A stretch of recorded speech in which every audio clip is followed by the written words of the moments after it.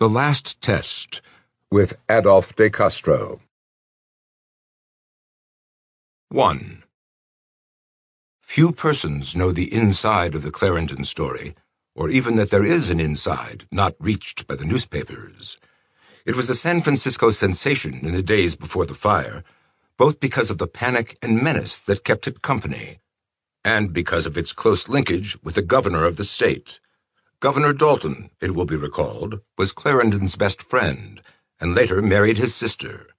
Neither Dalton nor Mrs. Dalton would ever discuss the painful affair, but somehow the facts have leaked out to a limited circle. But for that, and for the years which have given a sort of vagueness and impersonality to the actors, one would still pause before probing into secrets so strictly guarded at the time. The appointment of Dr. Alfred Clarendon as medical director of San Quentin Penitentiary, circa 1890, was greeted with the keenest enthusiasm throughout California. San Francisco had at last the honor of harboring one of the greatest biologists and physicians of the period, and solid pathological leaders from all over the world might be expected to flock thither to study his methods, profit by his advice and researches, and learn how to cope with their own local problems. California, almost overnight, would become a center of medical scholarship with earthwide influence and reputation.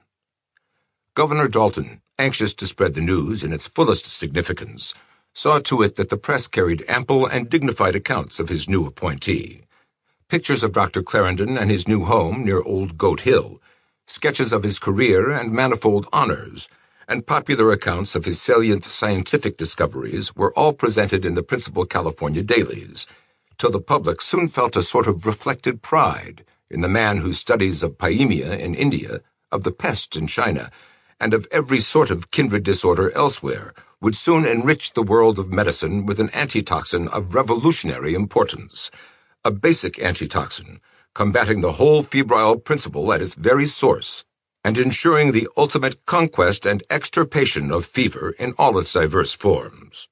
Back of the appointment stretched an extended and not wholly unromantic history of early friendship, long separation, and dramatically renewed acquaintance. James Dalton and the Clarendon family had been friends in New York 10 years before, friends and more than friends, since the doctor's only sister, Georgina, was the sweetheart of Dalton's youth, while the doctor himself had been his closest associate and almost his protégé in the days of school and college. The father of Alfred and Georgina, a Wall Street pirate of the ruthless elder breed, had known Dalton's father well, so well indeed that he had finally stripped him of all he possessed in a memorable afternoon's fight on the stock exchange. Dalton Sr., hopeless of recuperation and wishing to give his one adored child the benefit of his insurance, had promptly blown out his brains, but James had not sought to retaliate. It was, as he viewed it, all in the game, and he wished no harm to the father of the girl he meant to marry, and of the budding young scientist, whose admirer and protector he had been throughout their years of fellowship and study.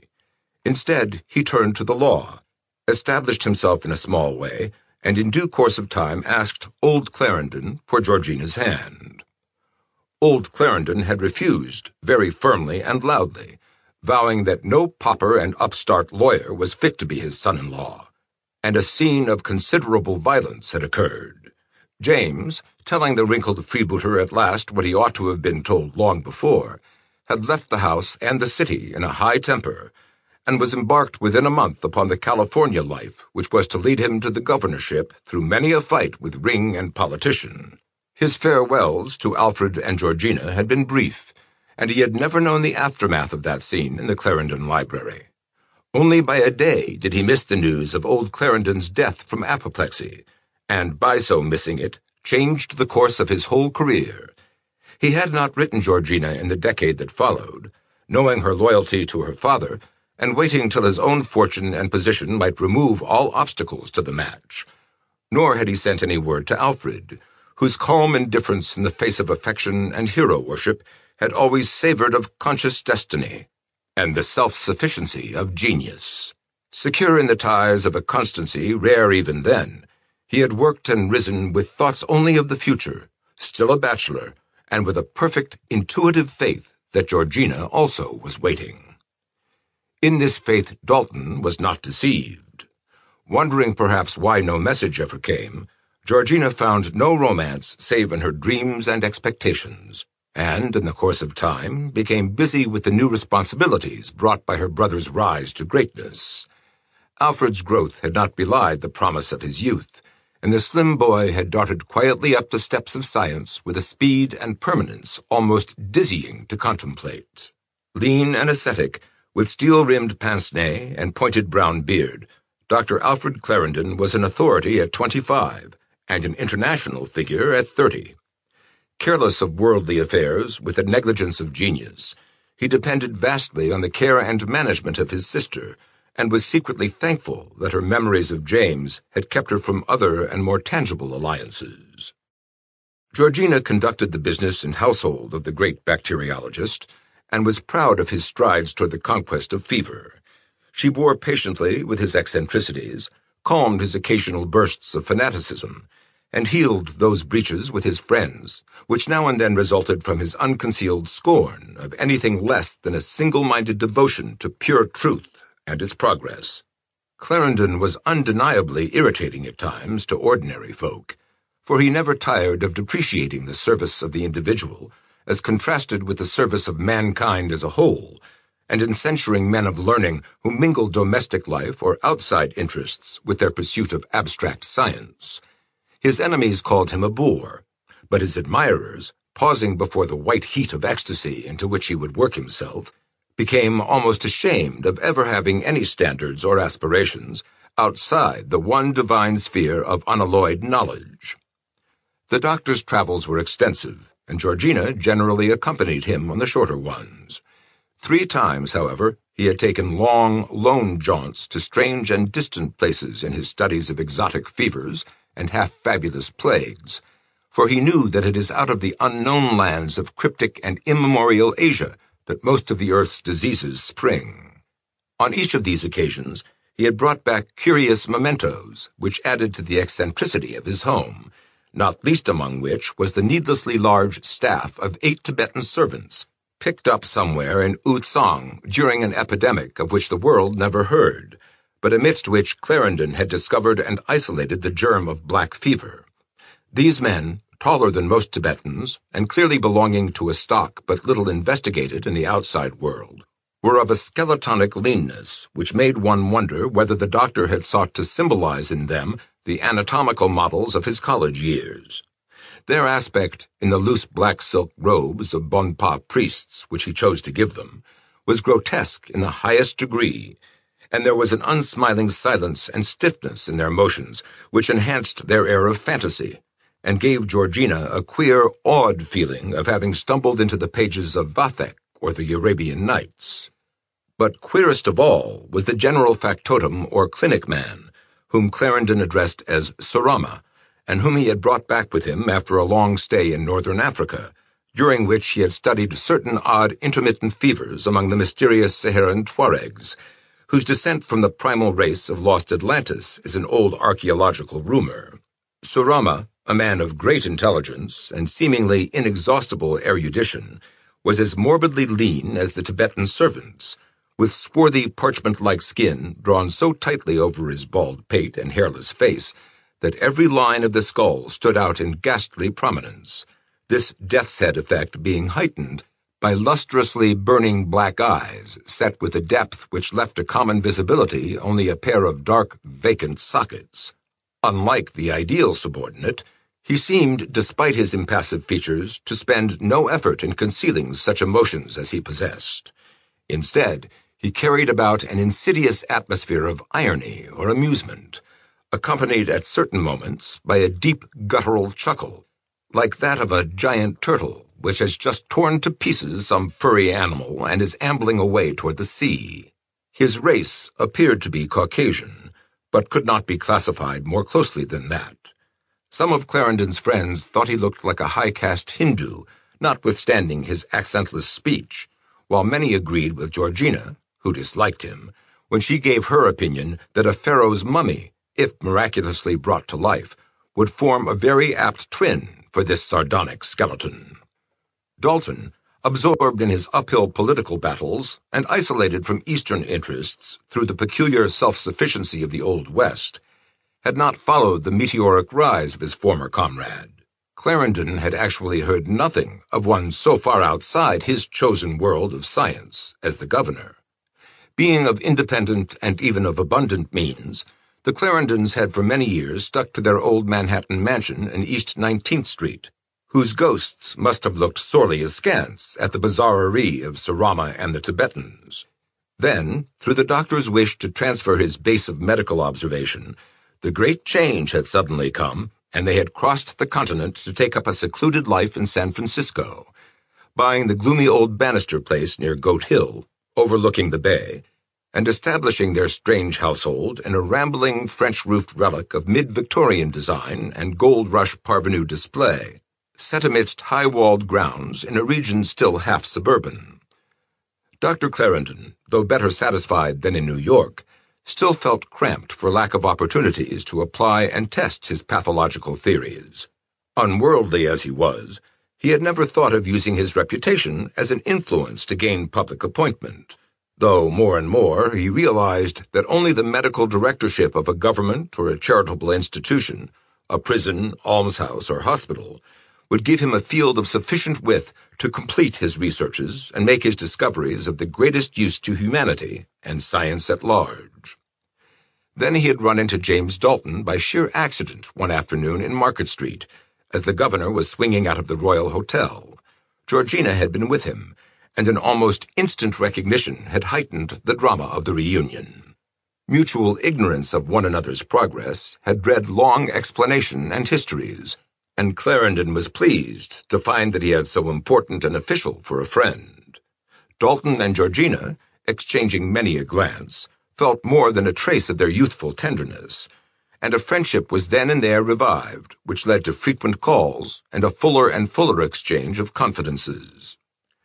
James Dalton learned of his old protégé's need for political appointment, and sought, true to his protective role of school and college days, to devise some means of giving little Alf the needed position and scope. He had, it is true, wide appointive powers, but the legislature's constant attacks and encroachments forced him to exercise these with the utmost discretion. At length, however, scarcely 3 months after the sudden reunion, the foremost institutional medical office in the state fell vacant. Weighing all the elements with care, and conscious that his friend's achievements and reputation would justify the most substantial rewards, the governor felt at last able to act. Formalities were few, and on the 8th of November, circa 1890, Dr. Alfred Schuyler Clarendon became medical director of the California State Penitentiary at San Quentin. 2.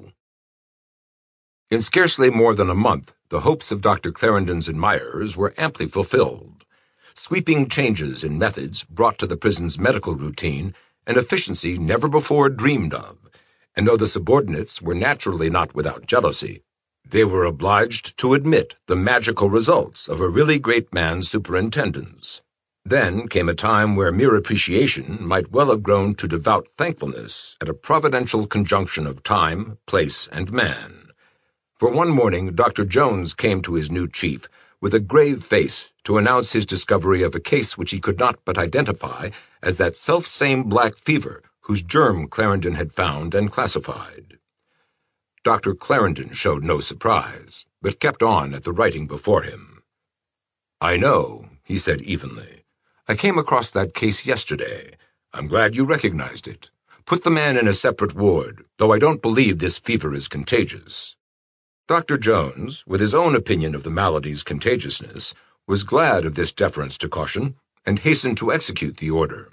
Upon his return, Clarendon rose to leave, declaring that he would himself take charge of the case alone. Disappointed in his wish to study the great man's methods and technique, the junior physician watched his chief stride away toward the lone ward where he had placed the patient, more critical of the new regime than at any time since admiration had displaced his first jealous pangs. Reaching the ward, Clarendon entered hastily, glancing at the bed and stepping back to see how far Dr. Jones's obvious curiosity might have led him. Then, finding the corridor still vacant, He shut the door and turned to examine the sufferer. The man was a convict of a peculiarly repulsive type and seemed to be racked by the keenest throes of agony. His features were frightfully contracted, and his knees drawn sharply up in the mute desperation of the stricken. Clarendon studied him closely, raising his tightly shut eyelids, took his pulse and temperature, and finally, dissolving a tablet in water, forced the solution between the sufferer's lips. Before long, the height of the attack abated, as shown by the relaxing body and returning normality of expression, and the patient began to breathe more easily. Then, by a soft rubbing of the ears, the doctor caused the man to open his eyes. There was life in them, for they moved from side to side, though they lacked the fine fire which we are wont to deem the image of the soul. Clarendon smiled as he surveyed the peace his help had brought, feeling behind him the power of an all-capable science. He had long known of this case, and had snatched the victim from death with the work of a moment. Another hour, and this man would have gone. Yet Jones had seen the symptoms for days before discovering them, and having discovered them, did not know what to do. Man's conquest of disease, however, cannot be perfect. Clarendon, assuring the dubious trustee nurses that the fever was not contagious, had the patient bathed, sponged in alcohol, and put to bed, but was told the next morning that the case was lost. The man had died after midnight in the most intense agony, and with such cries and distortions of face that the nurses were driven almost to panic. The doctor took this news with his usual calm, whatever his scientific feelings may have been, and ordered the burial of the patient in quicklime. Then, with a philosophic shrug of the shoulders, he made the usual rounds of the penitentiary. 2 days later, the prison was hit again. 3 men came down at once this time, and there was no concealing the fact that a black fever epidemic was underway. Clarendon, having adhered so firmly to his theory of non-contagiousness, suffered a distinct loss of prestige, and was handicapped by the refusal of the trustee nurses to attend the patients. Theirs was not the soul-free devotion of those who sacrifice themselves to science and humanity. They were convicts, serving only because of the privileges they could not otherwise buy, and when the price became too great, they preferred to resign the privileges. But the doctor was still master of the situation. Consulting with the warden and sending urgent messages to his friend the governor, he saw to it that special rewards in cash and in reduced terms were offered to the convicts for the dangerous nursing service, and by this method succeeded in getting a very fair quota of volunteers. He was steeled for action now, and nothing could shake his poise and determination. Additional cases brought only a curt nod, and he seemed a stranger to fatigue as he hastened from bedside to bedside all over the vast stone home of sadness and evil. More than 40 cases developed within another week, and nurses had to be brought from the city. Clarendon went home very seldom at this stage, often sleeping on a cot in the warden's quarters, and always giving himself up with typical abandon to the service of medicine and of mankind. Then came the first mutterings of that storm which was soon to convulse San Francisco. News will out, and the menace of black fever spread over the town like a fog from the bay. Reporters trained in the doctrine of sensation first used their imagination without restraint, and gloried when at last they were able to produce a case in the Mexican quarter which a local physician, fonder perhaps of money than of truth or civic welfare, pronounced black fever. That was the last straw. Frantic at the thought of the crawling death so close upon them, the people of San Francisco went mad en masse, and embarked upon that historic exodus of which all the country was soon to hear over busy wires. Ferries and rowboats, excursion steamers and launches, railways and cable cars, bicycles and carriages, moving vans and work carts, all were pressed into instant and frenzied service. Sausalito and Tamalpais, as lying in the direction of San Quentin, shared in the flight, while housing space in Oakland, Berkeley, and Alameda rose to fabulous prices. Tent colonies sprang up, and improvised villages lined the crowded southward highways from Millbrae to San Jose. Many sought refuge with friends in Sacramento, while the fright-shaken residue, forced by various causes to stay behind, could do little more than maintain the basic necessities of a nearly dead city. Business, save for quack doctors with sure cures and preventives for use against the fever, fell rapidly to the vanishing point. At first, the saloons offered medicated drinks, but soon found that the populace preferred to be duped by charlatans of more professional aspect. In strangely noiseless streets, persons peered into one another's faces to glimpse possible plague symptoms, and shopkeepers began more and more to refuse admission to their clientele, each customer seeming to them a fresh fever menace. Legal and judicial machinery began to disintegrate as attorneys and county clerks succumbed one by one to the urge for flight. Even the doctors deserted in large numbers, many of them pleading the need of vacations among the mountains and the lakes in the northern part of the state. Schools and colleges, theaters and cafes, restaurants and saloons all gradually closed their doors, and in a single week San Francisco lay prostrate and inert, with only its light, power, and water service even half normal, with newspapers in skeletonic form, and with a crippled parody on transportation maintained by the horse and cable cars. This was the lowest ebb. It could not last long, for courage and observation are not altogether dead in mankind, and sooner or later the non-existence of any widespread black fever epidemic outside San Quentin became too obvious a fact to deny, notwithstanding several actual cases and the undeniable spread of typhoid in the unsanitary suburban tent colonies. The leaders and editors of the community conferred and took action, enlisting in their service the very reporters whose energies had done so much to bring on the trouble, but now turning their sensation-first avidity into more constructive channels. Editorials and fictitious interviews appeared, telling of Dr. Clarendon's complete control of the disease and of the absolute impossibility of its diffusion beyond the prison walls. Reiteration and circulation slowly did their work, and gradually a slim backward trickle of urbanites swelled into a vigorous, refluent stream. One of the first healthy symptoms was the start of a newspaper controversy of the approved acrimonious kind, attempting to fix blame for the panic wherever the various participants thought it belonged. The returning doctors, jealously strengthened by their timely vacations, began striking at Clarendon, assuring the public that they, as well as he, would keep the fever in leash, and censuring him for not doing even more to check its spread within San Quentin. Clarendon had, they averred, permitted far more deaths than were necessary. The veriest tyro in medicine knew how to check fever contagion, and if this renowned savant did not do it, it was clearly because he chose for scientific reasons to study the final effects of the disease, rather than to prescribe properly and save the victims. This policy, they insinuated, might be proper enough among convicted murderers in a penal institution, but it would not do in San Francisco, where life was still a precious and sacred thing.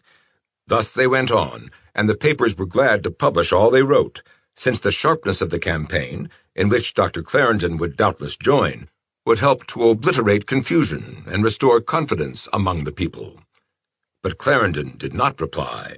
He only smiled, while his singular clinic man Surama indulged in many a deep, testudinous chuckle. He was at home more nowadays, so that reporters began besieging the gate of the great wall the doctor had built around his house, instead of pestering the warden's office at San Quentin. Results, though, were equally meager, for Surama formed an impassable barrier between the doctor and the outer world, even after the reporters had got into the grounds. The newspaper men getting access to the front hall had glimpses of Clarendon's singular entourage and made the best they could in a write-up of Surama and the queer skeletonic Tibetans. Exaggeration, of course, occurred in every fresh article, and the net effect of the publicity was distinctly adverse to the great physician. Most persons hate the unusual, and hundreds who could have excused heartlessness or incompetence stood ready to condemn the grotesque taste manifested in the chuckling attendant and the 8 black-robed Orientals. Early in January, an especially persistent young man from the Observer climbed the moated 8-foot brick wall in the rear of the Clarendon grounds and began a survey of the varied outdoor appearances which trees concealed from the front walk. With quick, alert brain, he took in everything: the rose arbor, the aviaries, the animal cages, where all sorts of mammalia from monkeys to guinea pigs might be seen and heard, the stout wooden clinic building with barred windows in the northwest corner of the yard, and bent searching glances throughout the 1,000 square feet of intramural privacy. A great article was brewing, and he would have escaped unscathed but for the barking of Dick, Georgina Clarendon's gigantic and beloved St. Bernard. Surama, instant in his response, had the youth by the collar before a protest could be uttered, and was presently shaking him as a terrier shakes a rat, and dragging him through the trees to the front yard and the gate. Breathless explanations and quavering demands to see Dr. Clarendon were useless. Surama only chuckled and dragged his victim on. Suddenly a positive fright crept over the dapper scribe, and he began to wish desperately that this unearthly creature would speak, if only to prove that he really was a being of honest flesh and blood belonging to this planet. He became deathly sick, and strove not to glimpse the eyes which he knew must lie at the base of those gaping black sockets. Soon he heard the gate open, and felt himself propelled violently through, in another moment waking rudely to the things of earth, as he landed wetly and muddily in the ditch which Clarendon had dug around the entire length of the wall. Fright gave a place to rage as he heard the massive gate slam shut, and he rose dripping to shake his fist at the forbidding portal. Then, as he turned to go, a soft sound grated behind him, and through a small wicket in the gate he felt the sunken eyes of Surama, and heard the echoes of a deep-voiced, blood-freezing chuckle. This young man, feeling perhaps justly that his handling had been rougher than he deserved, resolved to revenge himself upon the household responsible for his treatment. Accordingly, he prepared a fictitious interview with Dr. Clarendon, supposed to be held in the clinic building, during which he was careful to describe the agonies of a dozen black fever patients whom his imagination ranged on orderly rows of couches. His masterstroke was the picture of one especially pathetic sufferer gasping for water, while the doctor held a glass of the sparkling fluid just out of his reach, in a scientific attempt to determine the effect of a tantalizing emotion on the course of the disease. This invention was followed by paragraphs of insinuating comment so outwardly respectful that it bore a double venom. Dr. Clarendon was, the article ran, undoubtedly the greatest and most single-minded scientist in the world. But science is no friend to individual welfare, and one would not like to have one's gravest ills drawn out and aggravated merely to satisfy an investigator on some point of abstract truth. Life is too short for that. Altogether, the article was diabolically skillful, and succeeded in horrifying 9 readers out of 10 against Dr. Clarendon and his supposed methods. Other papers were quick to copy and enlarge upon its substance, taking the cue it offered, and commencing a series of faked interviews which fairly ran the gamut of derogatory fantasy.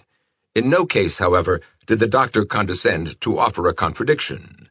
He had no time to waste on fools and liars, and cared little for the esteem of a thoughtless rabble he despised. When James Dalton telegraphed his regrets and offered aid, Clarendon replied with an almost boorish curtness. He did not heed the barking of dogs, and could not bother to muzzle them, nor would he thank anyone for messing with a matter wholly beneath notice. Silent and contemptuous, he continued his duties with tranquil evenness. But the young reporter's spark had done its work. San Francisco was insane again, and this time as much with rage as with fear. Sober judgment became a lost art, and though no second exodus occurred, there ensued a reign of vice and recklessness born of desperation, and suggesting parallel phenomena in medieval times of pestilence. Hatred ran riot against the man who had found the disease and was struggling to restrain it, and a light-headed public forgot his great services to knowledge in their efforts to fan the flames of resentment. They seemed, in their blindness, to hate him in person, rather than the plague which had come to their breeze-cleaned and usually healthy city. Then the young reporter, playing in the neuronic fire he had kindled, added a crowning personal touch of his own. Remembering the indignities he had suffered at the hands of the cadaverous clinic man, he prepared a masterly article on the home and environment of Dr. Clarendon, giving especial prominence to Surama, whose very aspect he declared sufficient to scare the healthiest person into any sort of fever. He tried to make the gaunt chuckler appear equally ridiculous and terrible, succeeding best perhaps in the latter half of his intention, since a tide of horror always welled up whenever he thought of his brief proximity to the creature. He collected all the rumors current about the man, elaborated on the unholy depth of his reputed scholarship, and hinted darkly that it could have been no godly realm of secret and eon-weighted Africa wherein Dr. Clarendon had found him. Georgina, who followed the papers closely, felt crushed and hurt by these attacks upon her brother, but James Dalton, who called often at the house, did his best to comfort her. In this he was warm and sincere, for he wished not only to console the woman he loved, but to utter some measure of the reverence he had always felt for the starward-bound genius who had been his youth's closest comrade. He told Georgina how greatness can never be exempted from the shafts of envy, and cited the long, sad list of splendid brains crushed beneath vulgar heels. The attacks, he pointed out, formed the truest of all proofs of Alfred's solid eminence. "But they hurt just the same," she rejoined, "and all the more because I know that Al really suffers from them, no matter how indifferent he tries to be." Dalton kissed her hand, in a manner not then obsolete among well-born persons. "And it hurts me 1,000 times more, knowing that it hurts you and Alf. But never mind, Georgie. We'll stand together and pull through it." Thus it came about that Georgina came more and more to rely on the strength of the steel-firm, square-jawed governor who had been her youthful swain, and more to confide in him the things she feared. The press attacks and the epidemic were not quite all. There were aspects of the household which she did not like. Surama, cruel in equal measure to man and beast, filled her with the most unnameable repulsion, and she could not but feel that he meant some vague, indefinable harm to Alfred. She did not like the Tibetans either, and thought it very peculiar that Surama was able to talk with them. Alfred would not tell her who or what Surama was, but had once explained rather haltingly that he was a much older man than would be commonly thought credible, and that he had mastered secrets and been through experiences calculated to make him a colleague of phenomenal value for any scientist seeking nature's hidden mysteries. Urged by her uneasiness, Dalton became a still more frequent visitor at the Clarendon home, though he saw that his presence was deeply resented by Surama. The bony clinic man formed the habit of glaring peculiarly from those spectral sockets when admitting him, and would often, after closing the gate when he left, chuckle monotonously in a manner that made his flesh creep. Meanwhile, Dr. Clarendon seemed oblivious of everything save his work at San Quentin, whither he went each day in his launch, alone save for Surama, who managed the wheel while the doctor read or collated his notes. Dalton welcomed these regular absences, for they gave him constant opportunities to renew his suit for Georgina's hand. When he would overstay and meet Alfred, however, the latter's greeting was always friendly, despite his habitual reserve. In time, the engagement of James and Georgina grew to be a definite thing, and the two awaited only a favorable chance to speak to Alfred. The governor, whole-souled in everything and firm in his protective loyalty, spared no pains in spreading propaganda on his old friend's behalf. Press and officialdom both felt his influence, and he even succeeded in interesting scientists in the East, many of whom came to California to study the plague and investigate the anti-fever bacillus which Clarendon was so rapidly isolating and perfecting. These doctors and biologists, however, did not obtain the information they wished, so that several of them left with a very unfortunate impression. Not a few prepared articles hostile to Clarendon, accusing him of an unscientific and fame-seeking attitude, and intimating that he concealed his methods through a highly unprofessional desire for ultimate personal profit. Others, fortunately, were more liberal in their judgments, and wrote enthusiastically of Clarendon and his work. They had seen the patients, and could appreciate how marvelously he held the dread disease in leash. His secrecy regarding the antitoxin they deemed quite justifiable, since its public diffusion in unperfected form could not but do more harm than good. Clarendon himself, whom many of their number had met before, impressed them more profoundly than ever, and they did not hesitate to compare him with Jenner, Lister, Koch, Pasteur, Metchnikoff, and the rest of those whose whole lives have served pathology and humanity. Dalton was careful to save for Alfred all the magazines that spoke well of him, bringing them in person as an excuse to see Georgina. They did not, however, produce much effect save a contemptuous smile, and Clarendon would generally throw them to Surama, whose deep, disturbing chuckle upon reading them formed a close parallel to the doctor's own ironic amusement. One Monday evening, early in February, Dalton called, with the definite intention of asking Clarendon for his sister's hand. Georgina herself admitted him to the grounds, and as they walked toward the house, he stopped to pat the great dog, which rushed up and laid friendly forepaws on his breast.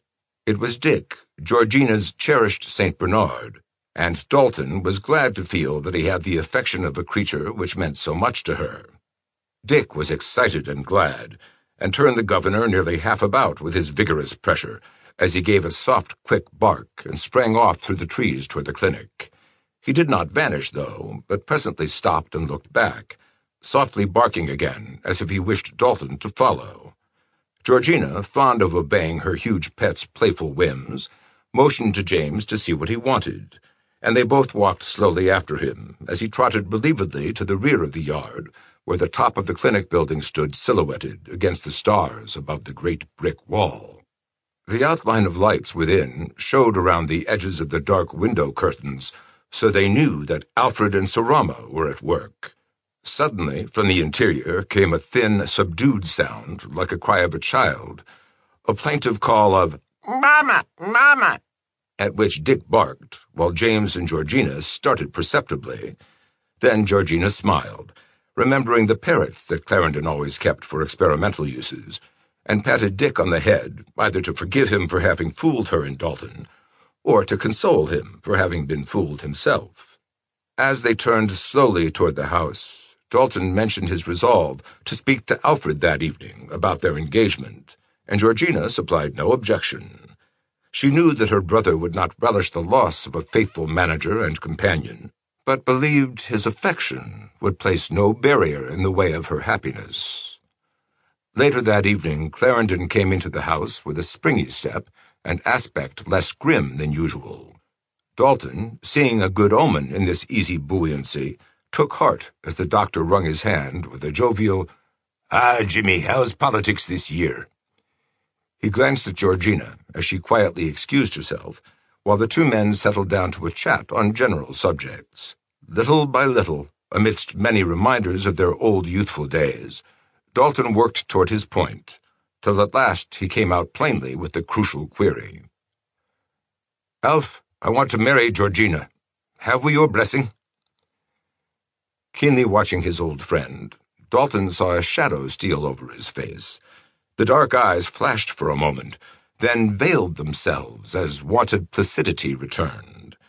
So science or selfishness was at work after all. "You're asking an impossibility, James. Georgina isn't the aimless butterfly she was years ago. She has a place in the service of truth and mankind now, and that place is here. She's decided to devote her life to my work, to the household that makes my work possible, and there's no room for desertion or personal caprice." Dalton waited to see if he had finished. The same old fanaticism, humanity versus the individual, and the doctor was going to let it spoil his sister's life. Then he tried to answer. "But look here, Alf, do you mean to say that Georgina, in particular, is so necessary to your work that you must make a slave and martyr of her? Use your sense of proportion, man. If it were a question of Surama or somebody in the utter thick of your experiments, it might be different. But, after all, Georgina is only a housekeeper to you in the last analysis. She has promised to be my wife and says that she loves me. Have you the right to cut her off from the life that belongs to her?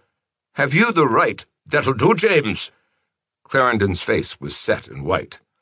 "Whether or not I have the right to govern my own family is no business of an outsider." "Outsider? You can say that to a man who—" Dalton almost choked as the steely voice of the doctor interrupted him again. "An outsider to my family, and from now on an outsider to my home. Dalton, your presumption goes just a little too far. Good evening, Governor." And Clarendon strode from the room without extending his hand. Dalton hesitated for a moment, almost at a loss what to do, when presently Georgina entered. Her face showed that she had spoken with her brother, and Dalton took both her hands impetuously. Well, Georgie, what do you say? I'm afraid it's a choice between Alf and me. You know how I feel. You know how I felt before, when it was your father I was up against. What's your answer this time?" He paused as she responded slowly. "James, dear, do you believe that I love you?" He nodded and pressed her hands expectantly. "Then, if you love me, you'll wait a while. Don't think of Al's rudeness. He's to be pitied. I can't tell you the whole thing now, but you know how worried I am, what with the strain of his work, the criticisms, and the staring and cackling of that horrible creature Surama. I'm afraid he'll break down. He shows the strain more than anyone outside the family could tell. I can see it, for I've watched him all my life. He's changing, slowly bending under his burdens, and he puts on his extra brusqueness to hide it. You can see what I mean, can't you, dear?" She paused, and Dalton nodded again, pressing one of her hands to his breast. Then she concluded, "So promise me, dear, to be patient. I must stand by him. I must. Dalton did not speak for a while, but his head inclined in what was almost a bow of reverence. There was more of Christ in this devoted woman than he had thought any human being possessed, and in the face of such love and loyalty he could do no urging. Words of sadness and parting were brief, and James, whose blue eyes were misty, scarcely saw the gaunt clinic man as the gate to the street was at last opened to him. But when it slammed to behind him, he heard that blood-curdling chuckle he had come to recognize so well, and knew that Surama was there. Surama, whom Georgina had called her brother's evil genius. Walking away with a firm step, Dalton resolved to be watchful and to act at the first sign of trouble. 3. Meanwhile, San Francisco, the epidemic still on the lips of all, seethed with anti-Clarendon feeling. Actually, the cases outside the penitentiary were very few, and confined almost wholly to the lower Mexican element, whose lack of sanitation was a standing invitation to disease of every kind. But politicians and the people needed no more than this to confirm the attacks made by the doctor's enemies. Seeing that Dalton was immovable in his championship of Clarendon, the malcontents, medical dogmatists, and ward healers turned their attention to the state legislature, lining up the anti-Clarendonists and the governor's old enemies with great shrewdness, and preparing to launch a law, with a veto-proof majority, transferring the authority for minor institutional appointments from the chief executive to the various boards or commissions concerned. In the furtherance of this measure, no lobbyist was more active than Clarendon's chief assistant, Dr. Jones. Jealous of his superior from the first, he now saw an opportunity for turning matters to his liking, and he thanked fate for this circumstance, responsible indeed for his present position, of his relationship to the chairman of the prison board. The new law, if passed, would certainly mean the removal of Clarendon and the appointment of himself in his stead. So, mindful of his own interest, he worked hard for it. Jones was all that Clarendon was not, a natural politician and sycophantic opportunist who served his own advancement first and science only incidentally. He was poor and avid for salaried position, quite in contrast to the wealthy and independent savant he sought to displace.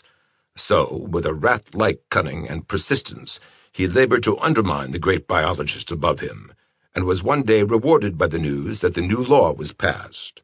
Thenceforward, the governor was powerless to make appointments to the state institutions, and the medical directorship of San Quentin lay at the disposal of the prison board. Of all this legislative turmoil, Clarendon was singularly oblivious. Wrapped wholly in matters of administration and research, he was blind to the treason of that ass Jones, who worked by his side, and deaf to all the gossip of the warden's office. He had never in his life read the newspapers, and the banishment of Dalton from his house cut off his last real link with the world of outside events.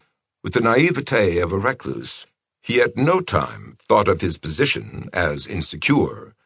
In view of Dalton's loyalty and of his forgiveness of even the greatest wrongs, as shown in his dealings with the elder Clarendon, who had crushed his father to death on the stock exchange, The possibility of a gubernatorial dismissal was, of course, out of the question. Nor could the doctor's political ignorance envisage a sudden shift of power, which might place the matter of retention or dismissal in very different hands. Thereupon he merely smiled with satisfaction when Dalton left for Sacramento, convinced that his place in San Quentin and his sister's place in his household were alike secure from disturbance.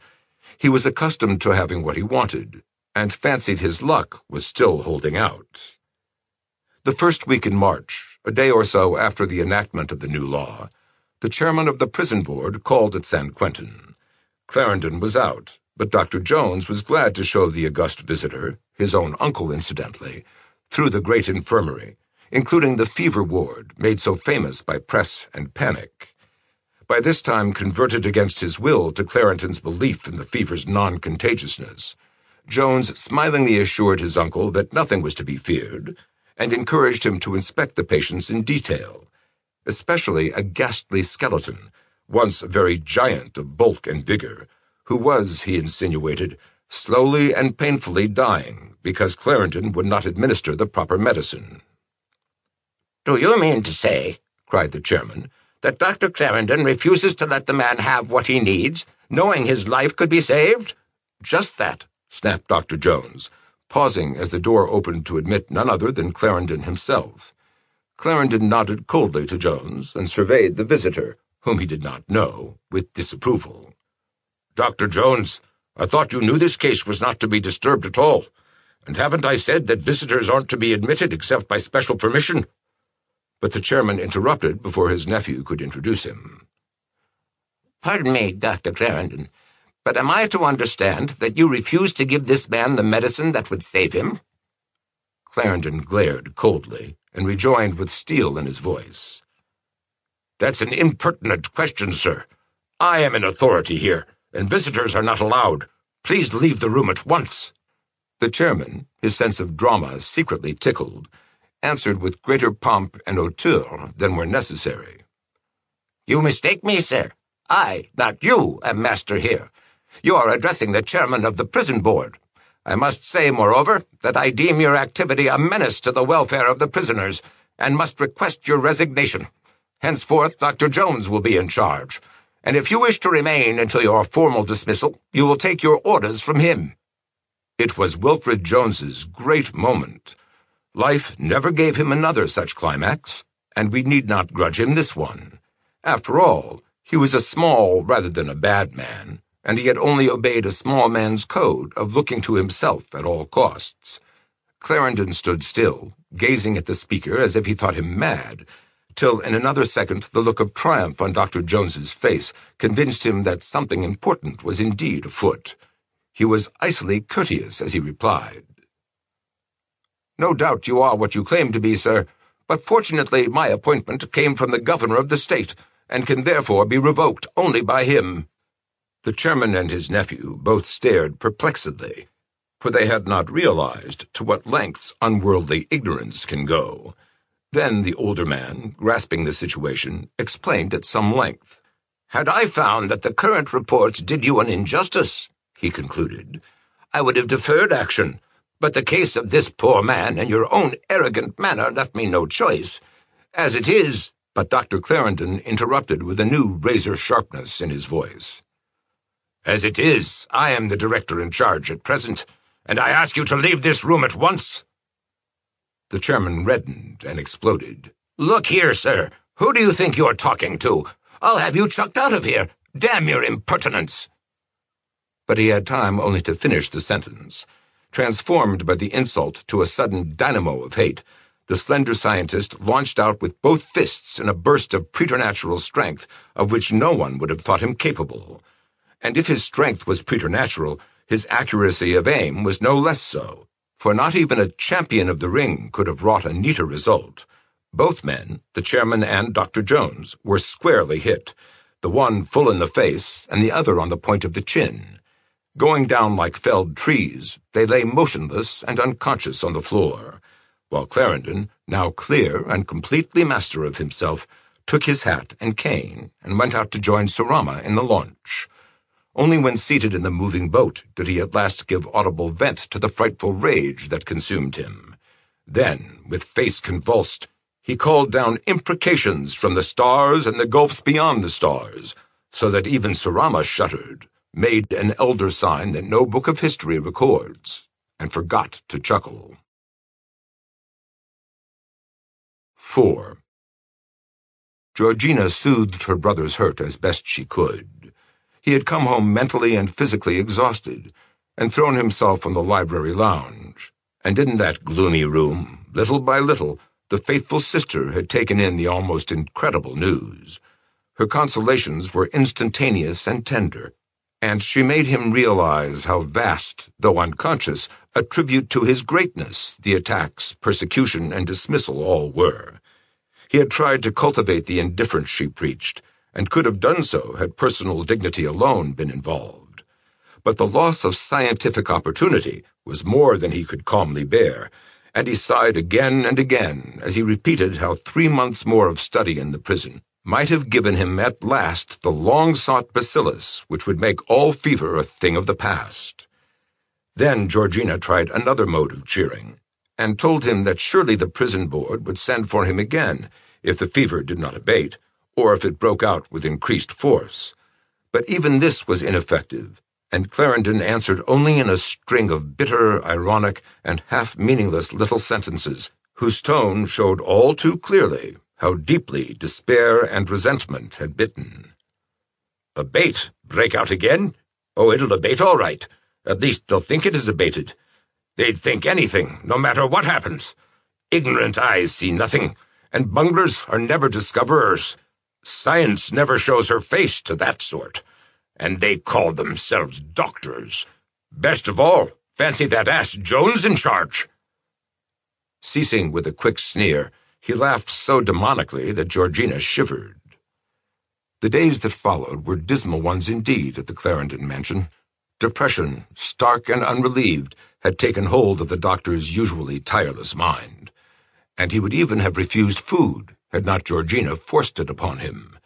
His great notebook of observations lay unopened on the library table, and his little gold syringe of anti-fever serum, a clever device of his own, with a self-contained reservoir attached to a broad gold finger ring and single-pressure action peculiar to itself, rested idly in a small leather case beside it. Vigor, ambition, and the desire for study and observation seemed to have died within him, and he made no inquiries about his clinic, where hundreds of germ cultures stood in their orderly files, awaiting his attention. The countless animals held for experiments played, lively and well-fed, in the early spring sunshine, and as Georgina strolled out through the rose arbor to the cages, she felt a strangely incongruous sense of happiness about her. She knew, though, how tragically transient that happiness must be, since the start of new work would soon make all these small creatures unwilling martyrs to science. Knowing this, she glimpsed a sort of compensating element in her brother's inaction, and encouraged him to keep on in a rest he needed so badly. The 8 Tibetan servants moved noiselessly about, each as impeccably effective as usual, and Georgina saw to it that the order of the household did not suffer because of the master's relaxation. Study and starward ambition laid aside, and slippered and dressing-gowned indifference, Clarendon was content to let Georgina treat him as an infant. He met her maternal fussiness with a slow, sad smile, and always obeyed her multitude of orders and precepts. A kind of faint, wistful felicity came over the languid household, amidst which the only dissenting note was supplied by Surama. He indeed was miserable, and looked often with sullen and resentful eyes at the sunny serenity in Georgina's face. His only joy had been the turmoil of experiment, and he missed the routine of seizing the fated animals, bearing them to the clinic in clutching talons, and watching them with hot, brooding gaze and evil chuckles as they gradually fell into the final coma, with wide-opened, red-rimmed eyes, and swollen tongue lolling from froth-covered mouth. Now he was seemingly driven to desperation by the sight of the carefree creatures in their cages, and frequently came to ask Clarendon if there were any orders. Finding the doctor apathetic and unwilling to begin work, he would go away muttering under his breath and glaring curses upon everything, stealing with cat-like tread to his own quarters in the basement, where his voice would sometimes ascend in deep, muffled rhythms of blasphemous strangeness and uncomfortably ritualistic suggestion. All this wore on Georgina's nerves, but not by any means so gravely as her brother's continued lassitude itself. The duration of the state alarmed her, and little by little she lost the air of cheerfulness which has so provoked the clinic man. Herself skilled in medicine, she found the doctor's condition highly unsatisfactory from an alienist's point of view, and she now feared as much from his absence of interest and activity as she had formerly feared from his fanatical zeal and overstudy. Was lingering melancholy about to turn the once brilliant man of intellect into an innocuous imbecile? Then, toward the end of May, came the sudden change. Georgina always recalled the smallest details connected with it, details as trivial as the box delivered to Surama the day before, postmarked Algiers, and emitting a most unpleasant odor, and the sharp, sudden thunderstorm, rare in the extreme for California, which sprang up that night as Surama chanted his rituals behind his locked basement door in a droning chest voice louder and more intense than usual. It was a sunny day, and she had been in the garden gathering flowers for the dining room. Re-entering the house, she glimpsed her brother in the library, fully dressed and seated at the table, alternately consulting the notes in his thick observation book and making fresh entries with brisk, assured strokes of the pen. He was alert and vital, and there was a satisfying resilience about his movements as he now and then turned a page or reached for a book from the rear of the great table. Delighted and relieved, Georgina hastened to deposit her flowers in the dining room and return. But when she reached the library again, she found that her brother was gone. She knew, of course, that he must be in the clinic at work, and rejoiced to think that his old mind and purpose had snapped back into place. Realizing it would be of no use to delay the luncheon for him, she ate alone and set aside a bite to be kept warm in case of his return at an odd moment. But he did not come. He was making up for lost time, and was still in the great stout-planked clinic when she went for a stroll through the rose arbor.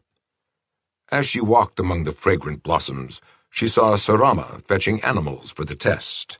She wished she could notice him less, for he always made her shudder, but her very dread had sharpened her eyes and ears where he was concerned. He always went hatless around the yard, and the total hairlessness of his head enhanced his skeleton-like aspect horribly. Now she heard a faint chuckle as he took a small monkey from its cage against the wall and carried it to the clinic, his long, bony fingers pressing so cruelly into its furry sides that it cried out in frightened anguish. The sight sickened her and brought her walk to an end. Her inmost soul rebelled at the ascendancy this creature had gained over her brother, and she reflected bitterly that the two had almost changed places as master and servant. Night came without Clarendon's return to the house, and Georgina concluded that he was absorbed in one of his very longest sessions, which meant total disregard of time. She hated to retire without a talk with him about his sudden recovery, but finally, feeling it would be futile to wait up, she wrote a cheerful note and propped it before his chair on the library table, then started resolutely for bed. She was not quite asleep when she heard the outer door open and shut. So it had not been an all-night session after all. Determined to see that her brother had a meal before retiring, she rose, slipped on a robe, and descended to the library, halting only when she heard voices from behind the half-opened door. Clarendon and Surama were talking, and she waited till the clinic man might go. Surama, however, showed no inclination to depart, and indeed, the whole heated tenor of the discourse seemed to bespeak absorption and promise length. Georgina, though she had not meant to listen, could not help catching a phrase now and then, and presently became aware of a sinister undercurrent which frightened her very much without being wholly clear to her. Her brother's voice, nervous, incisive, held her notice with disquieting persistence. "But anyway," he was saying, "we haven't enough animals for another day, and you know how hard it is to get a decent supply at short notice. It seems silly to waste so much effort on comparative trash when human specimens could be had with just a little extra care." Georgina sickened at the possible implication and caught at the hall rack to steady herself. Surama was replying in that deep, hollow tone which seemed to echo with the evil of 1,000 ages and 1,000 planets. "Steady, steady. What a child you are with your haste and impatience. You crowd things so. When you've lived as I have, so that a whole life will seem only an hour, you won't be so fretful about a day or a week or month. You walk too fast. You've plenty of specimens in the cages for a full week, if you'll only go at a sensible rate. You might even begin on the older material, if you'd be sure not to overdo it." "Never mind my haste," the reply was snapped out sharply. "I have my own methods. I don't want to use our material if I can help it, for I prefer them as they are, and you'd better be careful of them anyway. You know the knives those sly dogs carry." Surama's deep chuckle came. "Don't worry about that. The brutes eat, don't they? Well, I can get you one any time you need it, but go slow. With the boy gone, there are only 8, and now that you've lost San Quentin, it'll be hard to get new ones by the wholesale. I'd advise you to start in on Sanpo. He's the least use to you as he is, and—" But that was all Georgina heard. Transfixed by a hideous dread from the thoughts this talk excited, she nearly sank to the floor where she stood, and was scarcely able to drag herself up the stairs and into her room. What was the evil monster Surama planning? Into what was he guiding her brother? What monstrous circumstances lay behind these cryptic sentences? 1,000 phantoms of darkness and menace danced before her eyes, and she flung herself upon the bed without hope of sleep. One thought above the rest stood out with fiendish prominence, and she almost screamed aloud as it beat itself into her brain with renewed force. Then nature, kinder than she expected, intervened at last. Closing her eyes in a dead faint, she did not awake till morning, nor did any fresh nightmare come to join the lasting one which the overheard words had brought. With the morning sunshine came a lessening of the tension.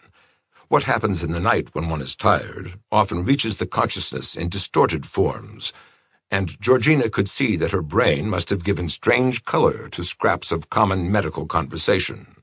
To suppose her brother, only son of the gentle Francis Schuyler Clarendon, guilty of savage sacrifices in the name of science, would be to do an injustice to their blood, and she decided to omit all mention of her trip downstairs, lest Alfred ridicule her fantastic notions. When she reached the breakfast table, she found that Clarendon was already gone, and regretted that not even this second morning had given her a chance to congratulate him on his revived activity. Quietly taking the breakfast served by stone-deaf old Margarita, the Mexican cook, she read the morning paper and seated herself with some needlework by the sitting-room window overlooking the great yard. All was silent out there, and she could see that the last of the animal cages had been emptied. Science was served, and the lime pit held all that was left of the once pretty and lively little creatures. This slaughter had always grieved her, but she had never complained, since she knew it was all for humanity. Being a scientist's sister, she used to say to herself, was like being the sister of a soldier who kills to save his countrymen from their foes. After luncheon, Georgina resumed her post by the window, and had been busily sewing for some time when the sound of a pistol shot from the yard caused her to look out in alarm. There, not far from the clinic, she saw the ghastly form of Surama, a revolver in his hand, and his skull face twisted into a strange expression as he chuckled at a cowering figure robed in black silk and carrying a long Tibetan knife. It was the servant Sanpo, and as she recognized the shriveled face, Georgina remembered horribly what she had overheard the night before. The sun flashed on the polished blade, and suddenly Surama's revolver spat once more. This time the knife flew from the Mongol's hand, and Surama glanced greedily at his shaking and bewildered prey. Then Sanpo, glancing quickly at his unhurt hand and at the fallen knife, sprang nimbly away from the stealthily approaching clinic man and made a dash for the house. Surama, however, was too swift for him and caught him in a single leap, seizing his shoulder and almost crushing him. For a moment the Tibetan tried to struggle, but Surama lifted him like an animal by the scruff of his neck and bore him off toward the clinic. Georgina heard him chuckling and taunting the man in his own tongue, and saw the yellow face of the victim twist and quiver with fright. Suddenly realizing against her own will what was taking place, a great horror mastered her, and she fainted for the second time within 24 hours. When consciousness returned, the golden light of late afternoon was flooding the room.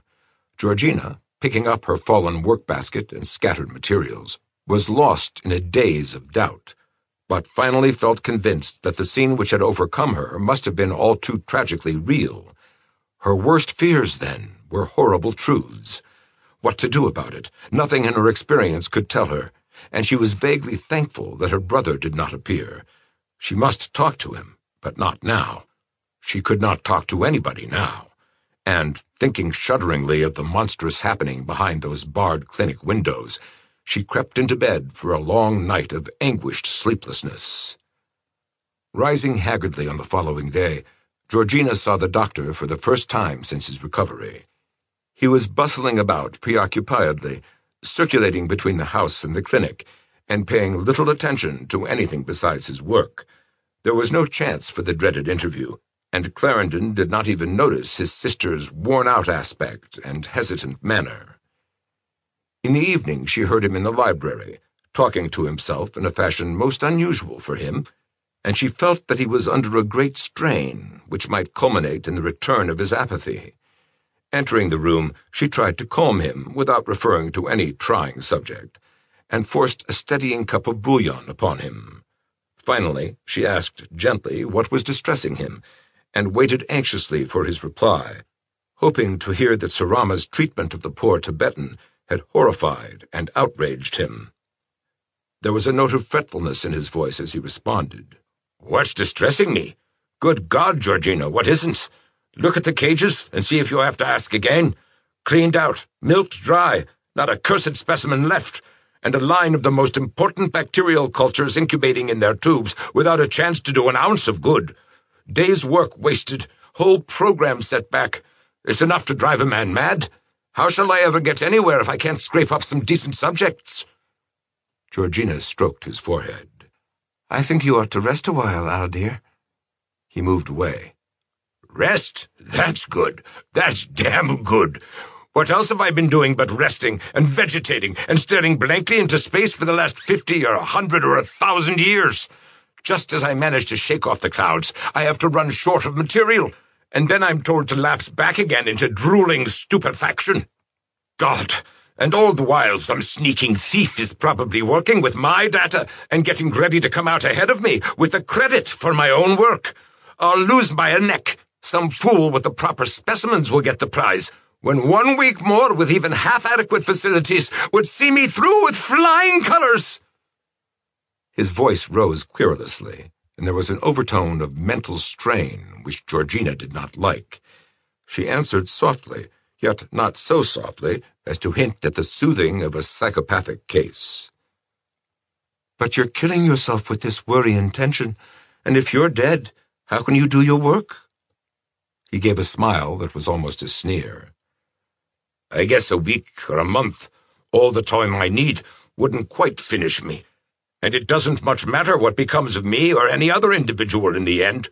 Science is what must be served. Science, the austere cause of human knowledge. I'm like the monkeys and birds and guinea pigs I use, just a cog in the machine, to be used to the advantage of the whole. They had to be killed. I may have to be killed. What of it? Isn't the cause we serve worth that and more?" Georgina sighed. For a moment she wondered whether, after all, this ceaseless round of slaughter really was worthwhile. "But are you absolutely sure your discovery will be enough of a boon to humanity to warrant these sacrifices?" Clarendon's eyes flashed dangerously. "Humanity? What the deuce is humanity? Science dolts. Just individuals over and over again. Humanity is made for preachers to whom it means the blindly credulous. Humanity is made for the predatory rich to whom it speaks in terms of dollars and cents. Humanity is made for the politician to whom it signifies collective power to be used to his advantage. What is humanity? Nothing. Thank God that crude illusion doesn't last. What a grown man worships is truth, knowledge, science, light, the rending of the veil and the pushing back of the shadow. Knowledge, the juggernaut. There is death in our own ritual. We must kill, dissect, destroy, and all for the sake of discovery, the worship of the ineffable light. The goddess science demands it. We test a doubtful poison by killing. How else? No thought for self, just knowledge. The effect must be known. His voice trailed off in a kind of temporary exhaustion, and Georgina shuddered slightly. "But this is horrible, Al. You shouldn't think of it that way." Clarendon cackled sardonically, in a manner which stirred odd and repugnant associations in his sister's mind. Horrible? You think what I say is horrible? You ought to hear Surama. I tell you, things were known to the priests of Atlantis that would have you drop dead of fright if you heard a hint of them. Knowledge was knowledge 100,000 years ago, when our special forebears were shambling about Asia as speechless semi-apes. They know something of it in the Hagar region. There are rumors in the farther uplands of Tibet, and once I heard an old man in China calling on Yog-Sothoth. He turned pale, and made a curious sign in the air with his extended forefinger. Georgina felt genuinely alarmed, but became somewhat calmer as his speech took a less fantastic form. Yes, it may be horrible, but it's glorious too. The pursuit of knowledge, I mean. Certainly there's no slovenly sentiment connected with it. Doesn't nature kill? Constantly and remorselessly, and are any but fools horrified at the struggle? Killings are necessary. They are the glory of science. We learn something from them, and we can't sacrifice learning to sentiment. Hear the sentimentalists howl against vaccination. They fear it will kill the child. Well, what if it does? How else can we discover the laws of disease concerned? As a scientist's sister, you ought to know better than to prate sentiment. You ought to help my work instead of hindering it. "But, Al," protested Georgina, "I haven't the slightest intention of hindering your work. Haven't I always tried to help as much as I could? I am ignorant, I suppose, and can't help very actively. But at least I'm proud of you, proud for my own sake and for the family's sake, and I've always tried to smooth the way. You've given me credit for that many a time." Clarendon looked at her keenly. "Yes," he said jerkily as he rose and strode from the room. "You're right. You've always tried to help as best you knew. You may yet have a chance to help still more." Georgina, seeing him disappear through the front door, followed him into the yard. Some distance away, a lantern was shining through the trees, and as they approached it, they saw Surama bending over a large object stretched on the ground. Clarendon, advancing, gave a short grunt, but when Georgina saw what it was, she rushed up with a shriek. It was Dick, the great St. Bernard, and he was lying still, with reddened eyes and protruding tongue. "He's sick, Al," she cried. "Do something for him, quick!" The doctor looked at Surama, who had uttered something in a tongue unknown to Georgina. "Take him to the clinic," he ordered. "I'm afraid Dick's caught the fever." Surama took up the dog as he had taken poor Sanpo the day before, and carried him silently to the building near the mall. He did not chuckle this time, but glanced at Clarendon with what appeared to be real anxiety. It almost seemed to Georgina that Surama was asking the doctor to save her pet. Clarendon, however, made no move to follow, but stood still for a moment and then sauntered slowly toward the house. Georgina, astonished at such callousness, kept up a running fire of entreaties on Dick's behalf, but it was of no use. Without paying the slightest attention to her pleas, he made directly for the library and began to read in a large old book which had lain face down on the table. She put her hand on his shoulder as he sat there, but he did not speak or turn his head.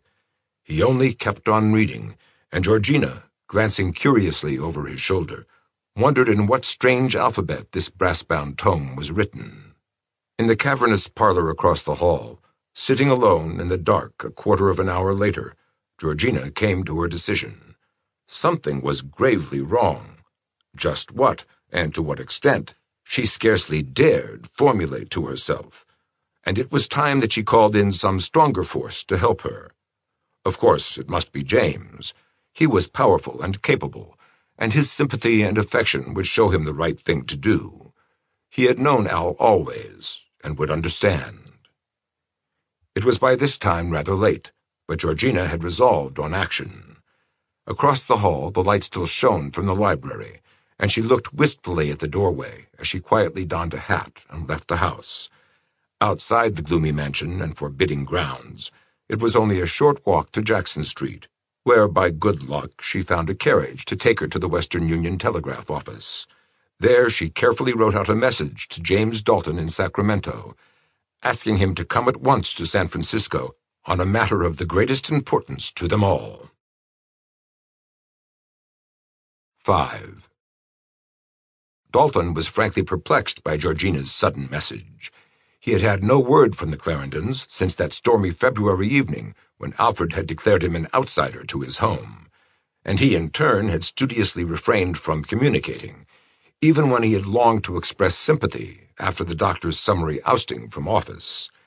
He had fought hard to frustrate the politicians and keep the appointive power, and was bitterly sorry to watch the unseating of a man who, despite recent estrangements, still represented to him the ultimate ideal of scientific competence. Now, with this clearly frightened summons before him, he could not imagine what had happened. He knew, though, that Georgina was not one to lose her head or send forth a needless alarm.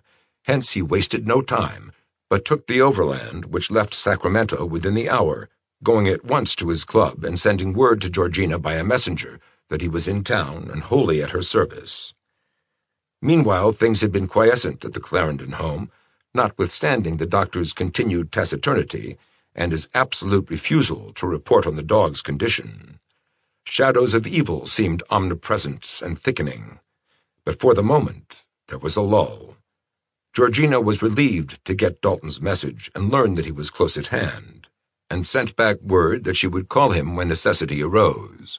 Amidst all the gathering tension, some faint, compensating element seemed manifest, and Georgina finally decided that it was the absence of the lean Tibetans, whose stealthy, sinuous ways and disturbing exotic aspect had always annoyed her. They had vanished all at once, and old Margarita, the sole visible servant left in the house, told her they were helping their master and Surama at the clinic. The following morning, the 28th of May, long to be remembered, was dark and lowering, and Georgina felt the precarious calm wearing thin. She did not see her brother at all, but knew he was in the clinic hard at work at something, despite the lack of specimens he had bewailed. She wondered how poor Sanpo was getting along, and whether he had really been subjected to any serious inoculation, but it must be confessed that she wondered more about Dick.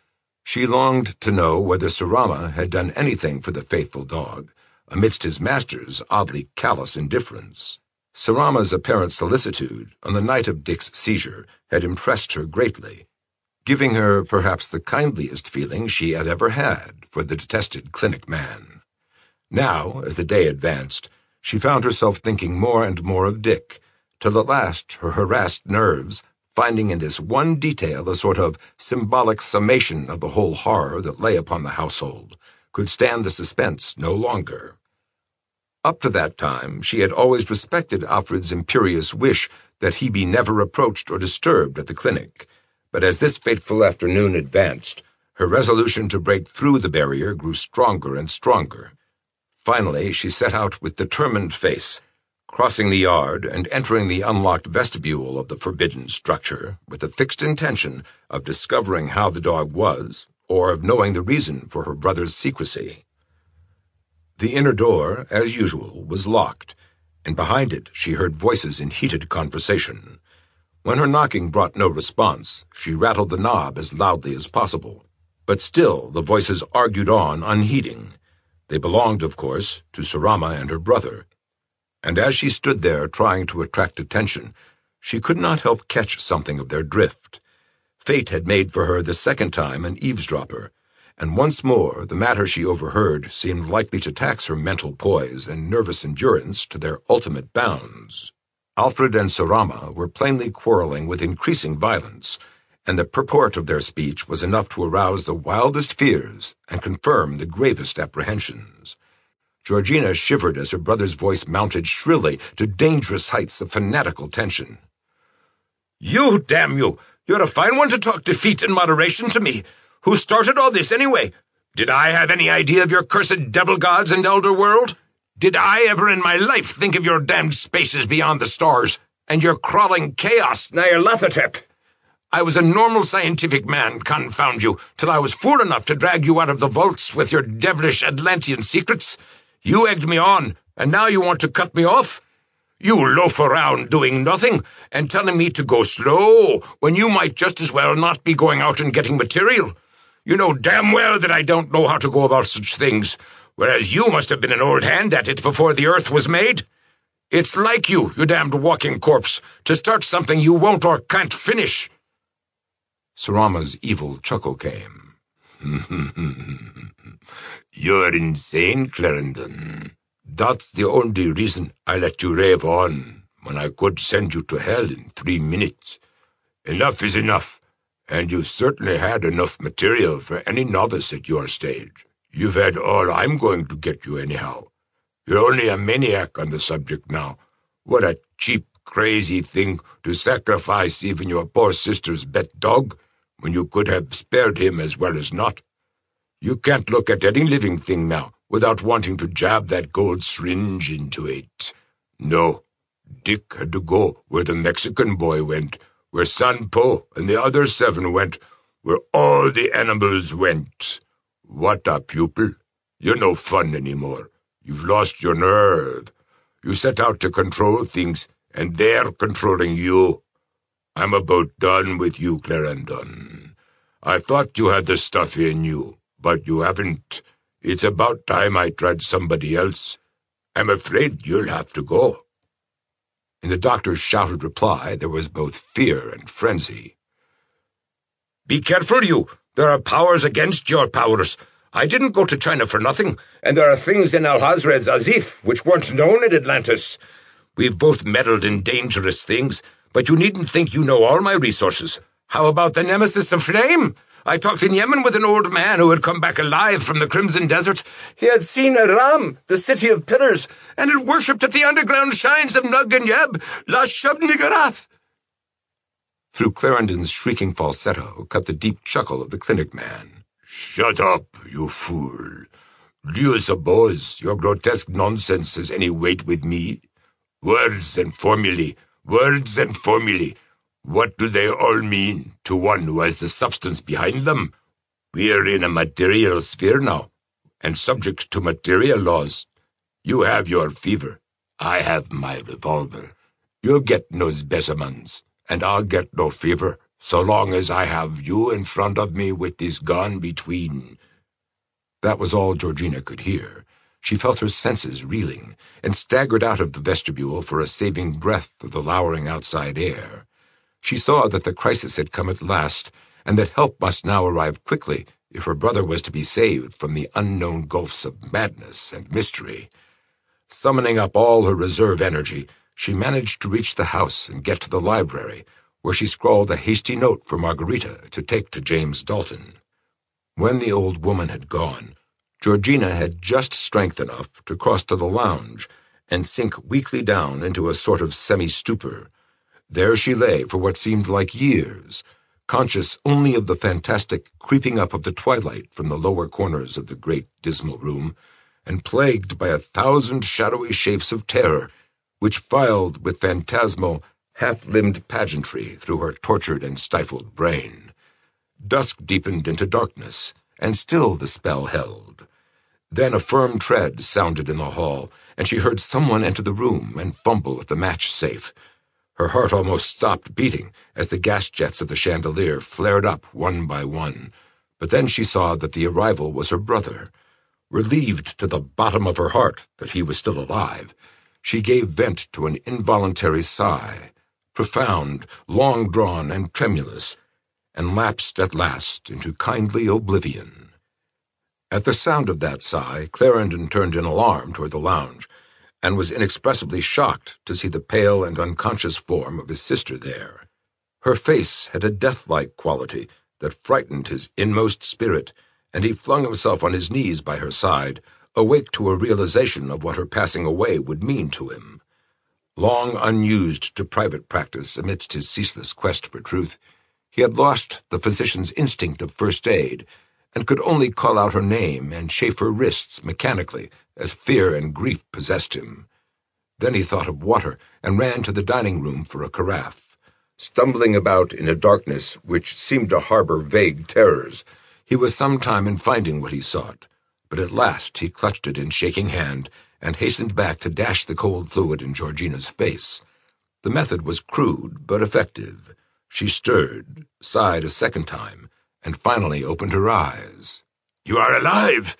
he cried, and put his cheek to hers as she stroked his head maternally.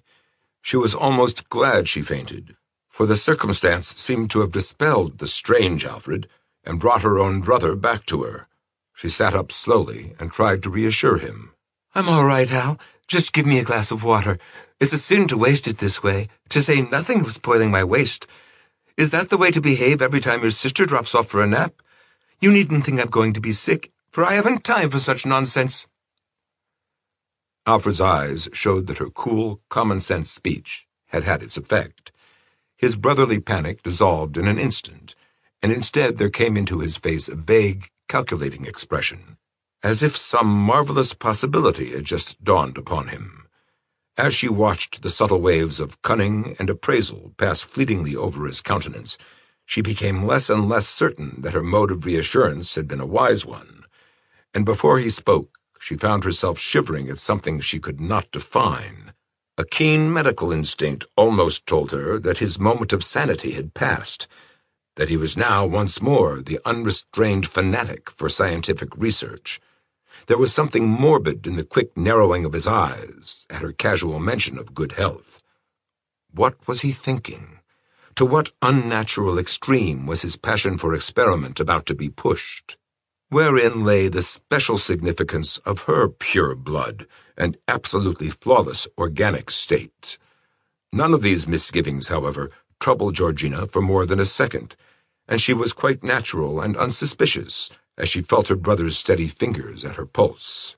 "You're a bit feverish, Georgie," he said in a precise, elaborately restrained voice as he looked professionally into her eyes. "Why, nonsense. I'm all right," she replied. "One would think you were on the watch for fever patients just for the sake of showing off your discovery. It would be poetic, though, if you could make your final proof and demonstration by curing your own sister." Clarendon started violently and guiltily. Had she suspected his wish? Had he muttered anything aloud? He looked at her closely and saw that she had no inkling of the truth. She smiled up sweetly into his face and patted his hand as he stood by the side of the lounge. Then he took a small oblong leather case from his vest pocket, and, taking out a little gold syringe, he began fingering it thoughtfully, pushing the pistons speculatively in and out of the empty cylinder. "I wonder," he began with suave sententiousness, "whether you would really be willing to help science in something like that way, if the need arose? Whether you would have the devotion to offer yourself to the cause of medicine as a sort of Jephthah's daughter, if you knew it meant the absolute perfection and completion of my work?" Georgina, watching the odd and unmistakable glitter in her brother's eyes, knew at last that her worst fears were true. There was nothing to do now but keep him quiet at all hazards, and to pray that Margarita had found James Dalton at his club. "You look tired, Al, dear," she said gently. "Why not take a little morphia and get some of the sleep you need so badly?" He replied with a kind of crafty deliberation. "Yes, you're right. I'm worn out, and so are you. Each of us needs a good sleep. Morphine is just the thing. Wait till I go and fill the syringe, and we'll both take a proper dose." Still fingering the empty syringe, he walked softly out of the room. Georgina looked about her with the aimlessness of desperation, ears alert for any sign of possible help. She thought she heard Margarita again in the basement kitchen and rose to ring the bell, in an effort to learn of the fate of her message. The old servant answered her summons at once and declared she had given the message at the club hours ago. Governor Dalton had been out, but the clerk had promised to deliver the note at the very moment of his arrival. Margarita waddled below stairs again, but still Clarendon did not reappear. What was he doing? What was he planning? She had heard the outer door slam, so knew he must be at the clinic. Had he forgotten his original intention with the vacillating mind of madness? The suspense grew almost unbearable, and Georgina had to keep her teeth clenched tightly to avoid screaming. It was the gate bell, which rang simultaneously in house and clinic, that broke the tension at last. She heard the cat-like tread of Surama on the walk as he left the clinic to answer it, and then, with an almost hysterical sigh of relief, she caught the firm, familiar accents of Dalton in conversation with the sinister attendant. Rising, she almost tottered to meet him as he loomed up in the library doorway, and for a moment no word was spoken while he kissed her hand in his courtly old-school fashion. Then Georgina burst forth into a torrent of hurried explanation, telling all that had happened, all she had glimpsed and overheard, and all she feared and suspected. Dalton listened gravely and comprehendingly, his first bewilderment gradually giving place to astonishment, sympathy, and resolution. The message, held by a careless clerk, had been slightly delayed, and had found him, appropriately enough, in the midst of a warm lounging-room discussion about Clarendon. A fellow member, Dr. McNeil, had brought in a medical journal with an article well calculated to disturb the devoted scientist, and Dalton had just asked to keep the paper for future reference when the message was handed him at last. Abandoning his half-formed plan to take Dr. McNeil into his confidence regarding Alfred, he called at once for his hat and stick, and lost not a moment in getting a cab for the Clarendon home. Surama, he thought, appeared alarmed at recognizing him, though he had chuckled as usual in striding off again toward the clinic. Dalton always recalled Surama's stride and chuckle on this ominous night, for he was never to see the unearthly creature again. As the chuckler entered the clinic vestibule, his deep guttural gurgles seemed to blend with some low mutterings of thunder which troubled the far horizon. When Dalton had heard all Georgina had to say, and learned that Alfred was expected back at any moment with a hypodermic dose of morphine, he decided he had better talk with the doctor alone. Advising Georgina to retire to her room and await developments, he walked about the gloomy library, scanning the shelves and listening for Clarendon's nervous footstep on the clinic path outside. The vast room's corners were dismal, despite the chandelier, and the closer Dalton looked at his friend's choice of books, the less he liked them. It was not the balanced collection of a normal physician, biologist, or man of general culture. There were too many volumes on doubtful borderland themes, dark speculations and forbidden rituals of the Middle Ages, and strange exotic mysteries in alien alphabets, both known and unknown. The great notebook of observations on the table was unwholesome too. The handwriting had an erotic cast, and the spirit of the entries was far from reassuring. Long passages were inscribed in crabbed Greek characters, and as Dalton marshaled his linguistic memory for their translation, he gave a sudden start and wished his college struggles with Xenophon and Homer had been more conscientious. There was something wrong, something hideously wrong here, and the governor sank limply into the chair by the table as he pored more and more closely over the doctor's barbarous Greek. Then a sound came, startlingly near, and he jumped nervously at a hand laid sharply on his shoulder. "What, may I ask, is the cause of this intrusion? You might have stated your business to Surama." Clarendon was standing icily by the chair, the little gold syringe in one hand. He seemed very calm and rational, and Dalton fancied for a moment that Georgina must have exaggerated his condition. How, too, could a rusty scholar be absolutely sure about these Greek entries? The governor decided to be very cautious in his interview, and thanked the lucky chance which had placed a specious pretext in his coat pocket. He was very cool and assured as he rose to reply. "I didn't think you'd care to have things dragged before a subordinate, but I thought you ought to see this article at once." He drew forth the magazine given him by Dr. McNeil and handed it to Clarendon. "On page 542, you see the heading, 'Black Fever Conquered by New Serum.' It's by Dr. Miller of Philadelphia, and he thinks he's got ahead of you with your cure. They were discussing it at the club, and McNeil thought the exposition very convincing. I, as a layman, couldn't pretend to judge, but at all events I thought you oughtn't to miss a chance to digest the thing while it's fresh. If you're busy, of course, I won't disturb you." Clarendon cut in sharply. "I'm going to give my sister an hypodermic. She's not quite well, but I'll look at what that quack has to say when I get back. I know Miller, a damned sneak and incompetent, and I don't believe he has the brains to steal my methods from the little he's seen of them." Dalton suddenly felt a wave of intuition, warning him that Georgina must not receive that intended dose. There was something sinister about it. From what she had said, Alfred must have been inordinately long preparing it, far longer than was needed for the dissolving of a morphine tablet. He decided to hold his host as long as possible, meanwhile testing his attitude in a more or less subtle way. "I'm sorry Georgina isn't well. Are you sure that the injection will do her good? That it won't do her any harm?" Clarendon's spasmodic start showed that something had been struck home. "Do her harm?" he cried. "Don't be absurd.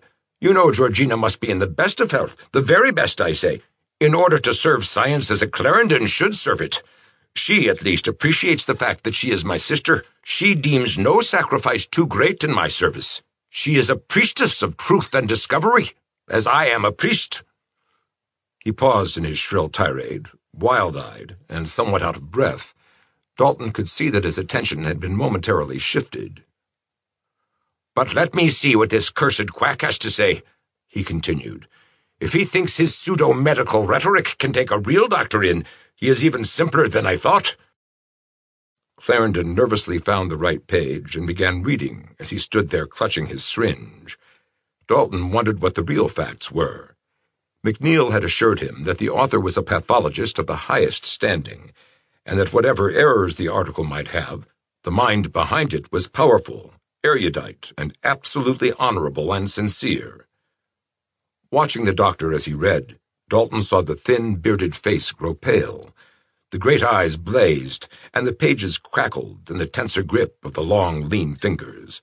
A perspiration broke out on the high, ivory-white forehead where the hair was already thinning, and the reader sank gaspingly into the chair his visitor had vacated as he kept on with his devouring of the text. Then came a wild scream, as from a haunted beast, and Clarendon lurched forward on the table, his outflung arms sweeping books and paper before them as consciousness went dark like a wind-quenched candle flame. Dalton, springing to help his stricken friend, raised the slim form and tilted it back in the chair. Seeing the carafe on the floor near the lounge, he dashed some water into the twisted face, and was rewarded by seeing the large eyes slowly open. They were sane eyes now, deep and sad, and unmistakably sane, and Dalton felt awed in the presence of a tragedy whose ultimate depth he could never hope or dare to plumb.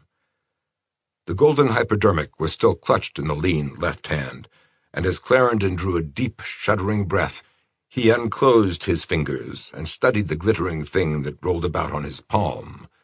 Then he spoke, slowly, and with the ineffable sadness of utter, absolute despair. "Thanks, Jimmy. I'm quite all right, but there's much to be done. You asked me a while back if this shot of morphia would do Georgie any harm. I'm in a position now to tell you that it won't." He turned a small screw in the syringe and laid a finger on the piston, at the same time pulling with his left hand at the skin of his own neck. Dalton cried out in alarm as a lightning motion of his right hand injected the contents of the cylinder into the ridge of distended flesh. "Good Lord, Al, what have you done?" Clarendon smiled gently, a smile almost of peace and resignation, different indeed from the sardonic sneer of the past few weeks. You ought to know, Jimmy, if you've still the judgment that made you a governor. You must have pieced together enough from my notes to realize that there's nothing else to do. With your marks in Greek back at Columbia, I guess you couldn't have missed much. All I can say is that it's true.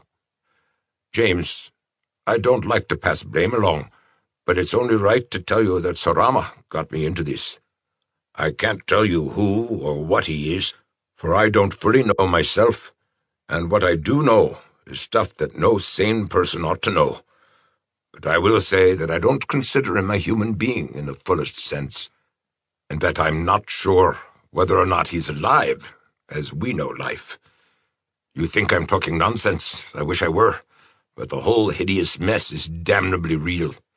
I started out in life with a clean mind and purpose. I wanted to rid the world of fever. I tried and failed, and I wished to God I had been honest enough to say that I'd failed. Don't let my old talk of science deceive you, James.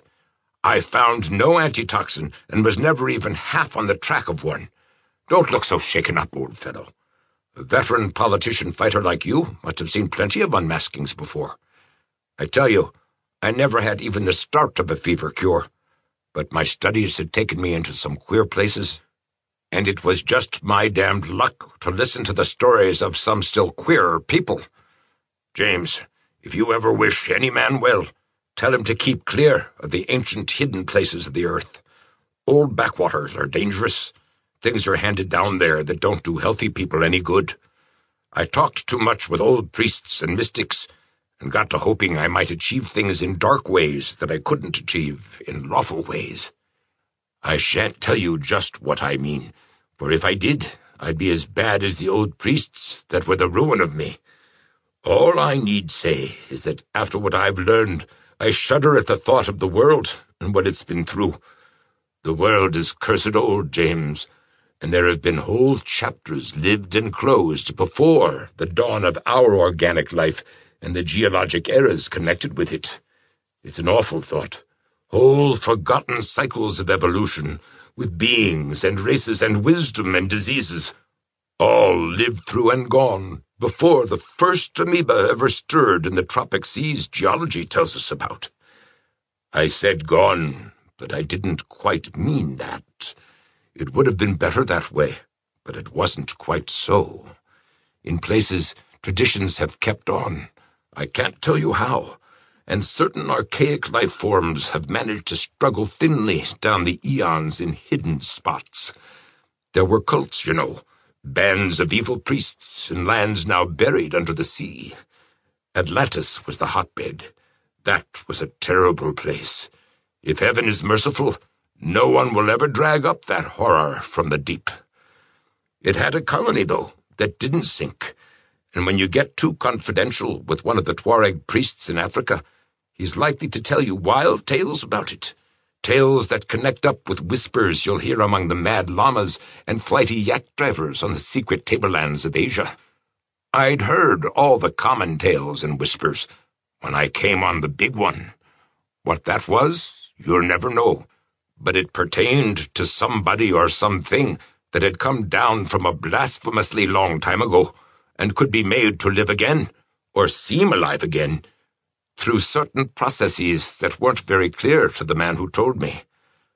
Now, James, in spite of my confession about the fever, you know I'm not bad as a doctor. I plugged hard at medicine and soaked up about as much as the next man, maybe a little more, because down there in the Hagar country I did something no priest had ever been able to do. They led me blindfolded to a place that had been sealed up for generations, and I came back with Surama. Easy, James. I know what you want to say. How does he know all he knows? Why does he speak English, or any other language for that matter, without an accent? Why did he come away with me, and all that? I can't tell you altogether, but I can say that he takes in ideas and images and impressions with something besides his brain and senses. He had a use for me and my science. He told me things and opened up vistas. He taught me to worship ancient, primordial, and unholy gods, and mapped out a road to a terrible goal, which I can't even hint to you. Don't press me, James. It's for the sake of your sanity, and the world's sanity.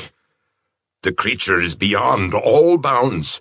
He's in league with the stars and all the forces of nature. Don't think I'm still crazy, James. I swear to you I'm not. I've had too many glimpses to doubt. He gave me new pleasures that were forms of his Pelagian worship, and the greatest of those was the black fever. God, James, haven't you seen through the business by this time? Do you still believe the black fever came out of Tibet, and that I learned about it there? Use your brains, man. Look at Miller's article here. He's found a basic antitoxin that will end all fever within half a century, when other men learn how to modify it for the different forms. He's cut the ground of my youth from under me, done what I'd given my life to do, taken the wind out of all the honest sails I ever flung to the breeze of science. Do you wonder his article gave me a turn? Do you wonder it shocks me out of my madness back to the old dreams of my youth? Too late. Too late. But not too late to save others. I guess I'm rambling a bit now, old man. You know, the hypodermic. I asked you why you didn't tumble to the facts about black fever. How could you, though? Doesn't Miller say he's cured 7 cases with his serum? A matter of diagnosis, James. He only thinks it is black fever. I can read between his lines. Here, old chap, on page 551, is the key to the whole thing. Read it again. You see, don't you? The fever cases from the Pacific coast didn't respond to his serum. They puzzled him. They didn't even seem like any true fever he knew. Well, those were my cases. Those were the real black fever cases. And there can't ever be an antitoxin on Earth that'll cure black fever. How do I know? Because black fever isn't of this Earth. It's from somewhere else, James. And Surama alone knows where, because he brought it here. He brought it, and I spread it. That's the secret, James. That's all I wanted the appointment for. That's all I ever did. Just spread the fever that I carried in this gold syringe and in the deadlier finger ring pump syringe you see on my index finger. Science? A blind. I wanted to kill and kill and kill. A single pressure on my finger, and the black fever was inoculated. I wanted to see living things writhe and squirm, scream and froth at the mouth. A single pressure of the pump syringe, and I could watch them as they died, and I couldn't live or think unless I had plenty to watch. That's why I jabbed everything in sight with the accursed hollow needle. Animals, criminals, children, servants. And the next would have been... Clarendon's voice broke, and he crumpled up perceptibly in his chair. That, James, was my life. Surama made it so. He taught me and kept me at it till I couldn't stop. Then it got too much, even for him. He tried to check me. Fancy, he trying to check anybody in that line. But now I've got my last specimen.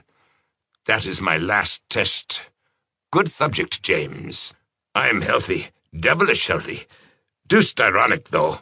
The madness is gone now, so there won't be any fun watching the agony. Can't. A violent shiver of fever racked the doctor, and Dalton mourned amidst his horror stupefaction that he could give no grief. How much of Alfred's story was sheer nonsense, and how much nightmare truth he could not say. But in any case, he felt that the man was a victim rather than a criminal, and above all, he was a boyhood comrade and Georgina's brother. Thoughts of the old days came back kaleidoscopically. Little Alf, the yard at Phillips Exeter, the quadrangle at Columbia, the fight with Tom Cortlandt when he saved Alf from a pummeling. He helped Clarendon to the lounge and asked gently what he could do. There was nothing. Alfred could only whisper now, but he asked forgiveness for all his offenses and commended his sister to the care of his friend. You'll make her happy, he gasped. She deserves it. Martyr to a myth. Make it up to her, James. Don't let her know more than she has to. His voice trailed off in a mumble, and he fell into a stupor. Dalton rang the bell, but Margarita had gone to bed, so he called up the stairs for Georgina. She was firm of step, but very pale. Alfred's scream had tried her sorely, but she had trusted James. She trusted him still, as he showed her the unconscious form on the lounge and asked her to go back to her room and rest, no matter what sounds she might hear. He did not wish her to witness the awful spectacle of delirium certain to come, but bade her kiss her brother a final farewell as he lay there calm and still, very like the delicate boy he had once been. So she left him, the strange, moonstruck, star-reading genius she had mothered so long, and the picture she carried away was a very merciful one. Dalton must bear to his grave a sterner picture. His fears of delirium were not vain, and all through the black midnight hours his giant strength restrained the frenzied contortions of the mad sufferer. What he heard from those swollen, blackening lips he will never repeat. He has never been quite the same man since, and he knows that no one who hears such things can ever be wholly as he was before. So, for the world's good, he dares not speak, and he thanks God that his layman's ignorance of certain subjects makes many of the revelations cryptic and meaningless to him. Toward morning, Clarendon suddenly woke to a sane consciousness and began to speak in a firm voice. "James, I didn't tell you what must be done, about everything. Blot out those entries in Greek and send my notebook to Dr. Miller. All my other notes, too, that you'll find in the files. He's the big authority today. His article proves it. Your friend at the club was right. But everything in the clinic must go. Everything, without exception, dead or alive, or otherwise. All the plagues of hell are in those bottles on the shelves. Burn them. Burn it all. If one thing escapes, Surama will spread Black Death throughout the world. And above all, burn Surama. That thing must not breathe the wholesome air of heaven. You know now what I told you. You know why such an entity can't be allowed on Earth. It won't be murder. Surama isn't human. If you're as pious as you used to be, James, I shan't have to urge you. Remember the old text, thou shalt not suffer a witch to live, or something of the sort. Burn him, James. Don't let him chuckle again over the torture of mortal flesh. I say burn him, the nemesis of flame. That's all that can reach him, James, unless you can catch him asleep and drive a stake through his heart. Kill him, extirpate him, cleanse the decent universe of its primal taint, the taint I recalled from its age-long sleep. The doctor had risen on his elbow, and his voice was a piercing shriek toward the last. The effort was too much, however, and he lapsed very suddenly into a deep, tranquil coma. Dalton, himself fearless of fever, since he knew the dread germ to be non-contagious, composed Alfred's arms and legs on the lounge and threw a light afghan over the fragile form. After all, mightn't much of this horror be exaggeration and delirium? Mightn't old Doc McNeil pull him through on a long chance?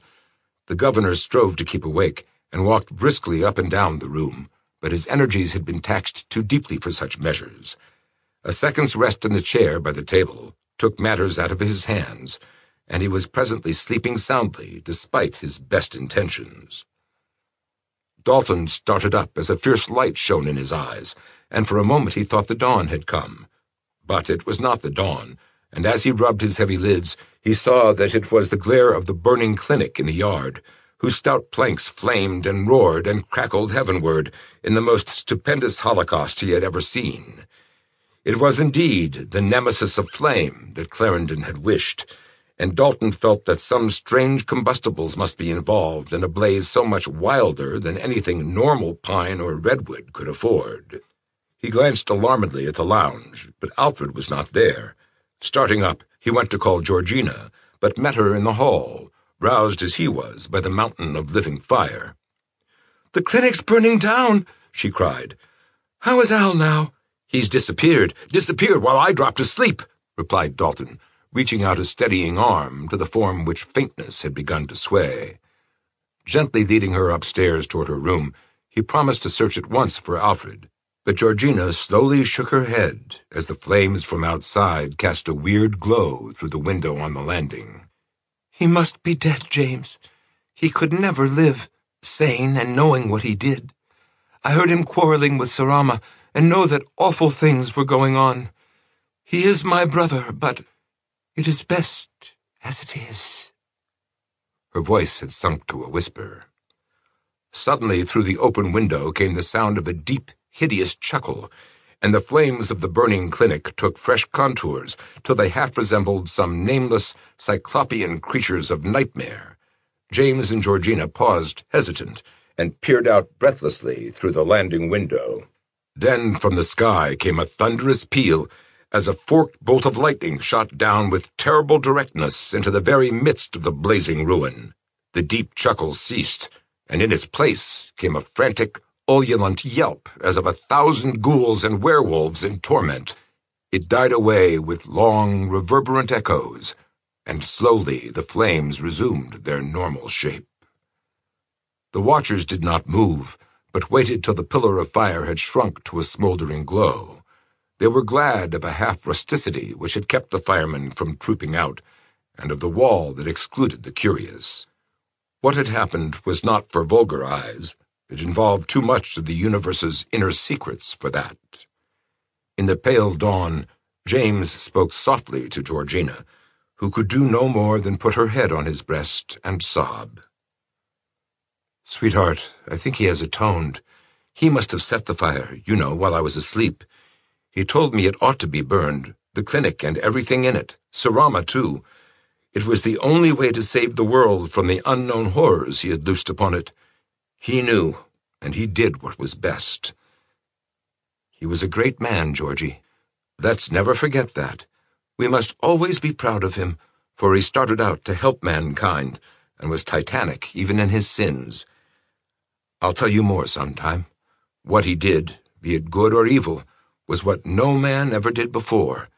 He was the first and last to break through certain veils, and even Apollonius of Tyana takes second place beside him.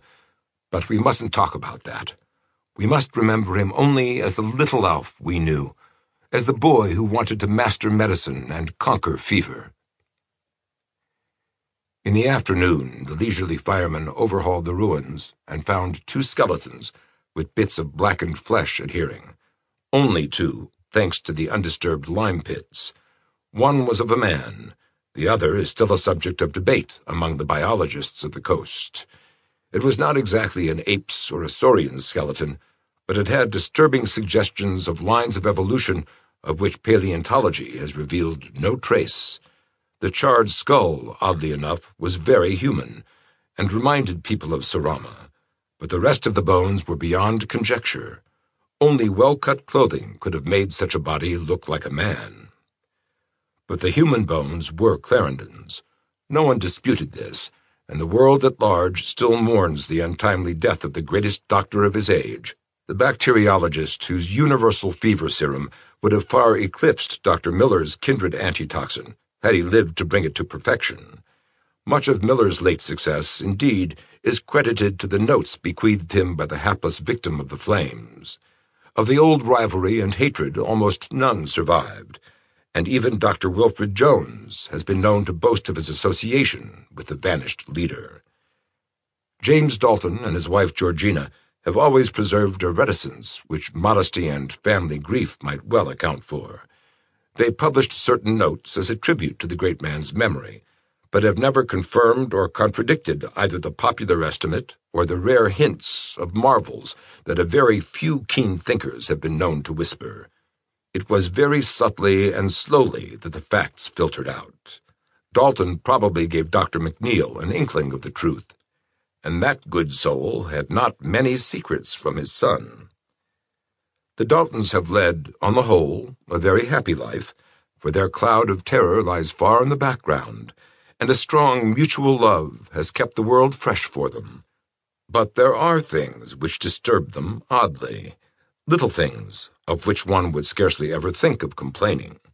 They cannot bear persons who are lean or deep-voiced beyond certain limits, and Georgina turns pale at the sound of any guttural chuckling.